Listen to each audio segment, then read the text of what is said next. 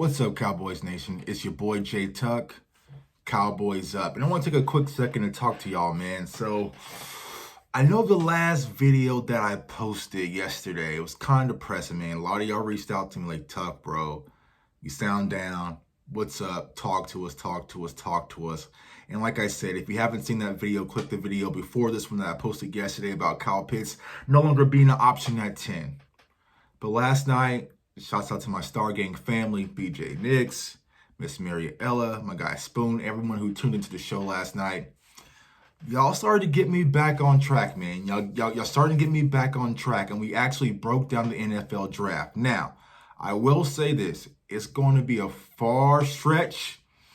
It's going to need to be a lot of prayers, a lot of wishes, a lot of good luck charms on draft night for this to happen.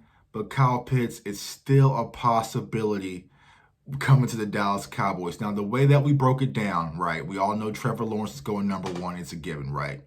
But some news just dropped a second ago, and Adam Schefter just dropped it. Now, it's not mega news. It's not big news, but it's a little nugget here and there. And sometimes you got to take what you can give, right?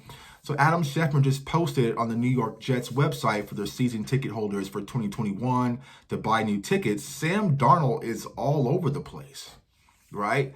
And so, going back to what we had a conversation a few weeks ago when, our quarterback wasn't even on the hype video, they have Sam Darnold everywhere. Like the tickets, the headline, the banner, like everything was Sam Darnold, Sam Darnold. So that leaves a possibility that the New York Jets might still be sold on Sam Darnold and want to continue to move forward with him as their quarterback and kind of see, because you already have a young quarterback in-house. Do you really want to bring in another one? It kind of gets shifty. And Sam Darnold, if you are able to surround talent with him, he's a capable quarterback, and you really haven't seen his full potential as of yet. So that leaves Sam Darnold still in the play when it comes to the Jets. So what that will then entail draft-wise, do you get a weapon or do you get protection? And I think the New York Jets might go with the protection piece, and they might try to bring in someone of Penny Sewell's, caliber to protect Sam Darnold. So that shift things around. If that was to happen, the New York Jets were to pass on, that will now leave Zach Wilson at the 3 spot going to San Francisco, which means that the San Francisco, 49ers did move up to get a quarterback. I know Mac Jones was kind of a smokescreen, but if they're able to get Zach Wilson at that 3 spot, I think they walk away with that. Now, here's where it gets kind of tricky, right? The Atlanta Falcons are now on the board.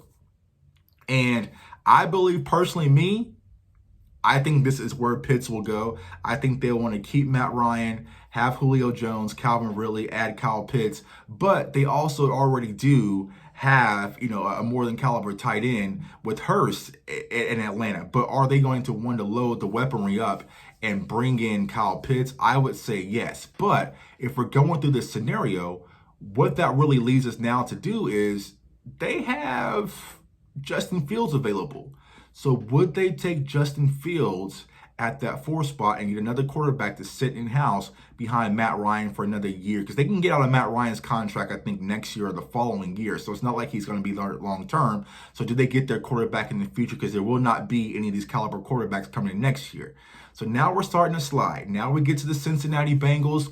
We've hearing conversations that, Joe Burrow wants his guy in Jamar Chase. Jamar Chase had a fantastic pro day yesterday. And so maybe that's the play right there, that the Cincinnati Bengals will add Jamar Chase. Or if there's still one of these tackles available, such as a Slater, then maybe they go with offensive tackle. Now we're here at the Dolphins. Now, it's starting to get a little tricky. Now, originally, the Dolphins were kind of speaking about Chase. That was a possibility, but I think Chase will probably go sooner. Chase isn't available. Then there's a possibility that they give Tua his weapon in Jalen Waddle or Devontae Smith. Kind of compare this Alabama connection.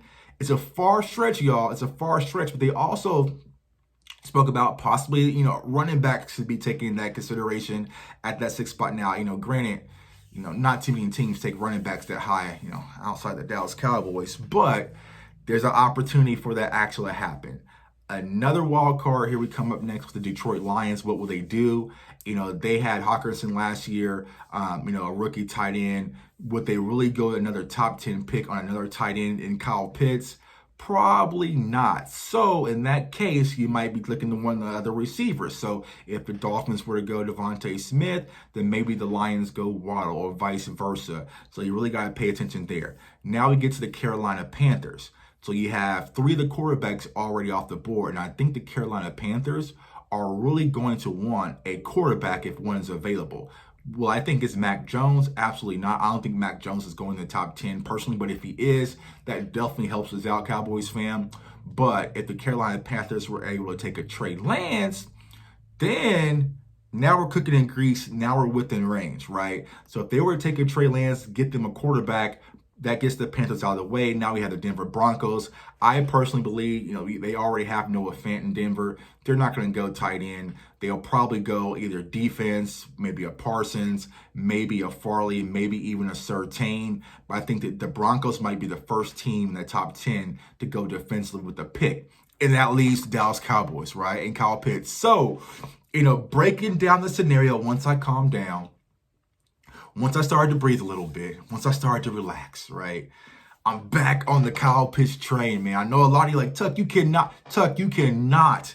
You guys have been on this thing. You have to ride it out to the end, man. But yesterday after that pro day, I was like, man, I don't know. So there is still hope. Like I said, it's a small simmer of hope, but that leaves a possibility to the Dallas Cowboys being able to draft Kyle Pitts. Now, there is a conversation if he gets to round 7, would the Cowboys use some of those 3rd round comp picks and move up? If it's me, absolutely, I would go get them and just move on from there. But do I think Steven and Jerry Jones will do that? I don't. But it really puts us in the conversation, like, if he's there, you have to take him. If he's not there, then there's other alternatives that we can actually pursue, man. So I'm back on the Pitts train. I'm not leaving. The show goes on. Man. So I'm still riding the Pitts train. Another news just broke out today here on Twitter a second ago. Adam Schefter said the NFL is contemplating letting running backs, cornerbacks, and linebackers wear single-digit numbers again. Why wide receivers wasn't included, I don't know. But personally, I would like to see wide receivers back to single-digit numbers. I would like to see Jamar Chase wearing number 1. I would like to see Ceedee Lamb we're number 2. Some of these players that, kind of shifty, because those single digit numbers that college players can wear, especially at the wideout position and also running back position, it looks a lot sleeker, man. It looks crazy. It's a lot more fresher than what we see in these big blocky 87s and 80. Like, nah. Let them go back to single digit numbers for the wide receivers. Linebackers, not so much. But what I would also like, it's the NFL. You got the new TV deal. You're going to have more eyes on the NFL. Open things up a bit. Let's not be so buttoned up, man. I would like to see Zeke come out in a crop top, man. See linebackers out in the crop top, man. Sleeves rolled up. Just, back in the day, gritty, nasty look of the NFL. Get back to that like you see in college football, man. The different colored uniforms, the different spats, the cleats, all of it, man. It adds more flavor, adds more spice to the NFL Sunday. I doubt the NFL will go that far, but if it's me, the commissioner, I definitely would, man. It's your boy J Tuck, man. Comment, like, subscribe, turn on that notification bell. We are making a push to 1,000 subscribers. We are almost there. We got some news about giveaways we're going to be doing on draft nights, over like $300 and worth of gifts, man. A lot of craziness going on, but you will not get that information if you're not tuned in and locked in and turn on that notification bell, man. I appreciate each and every one of your support. Hope everyone's staying safe, staying blessed, staying encouraged. And go Cowboys. Kyle Pitts train. Let's keep on rolling. Let's go. Peace.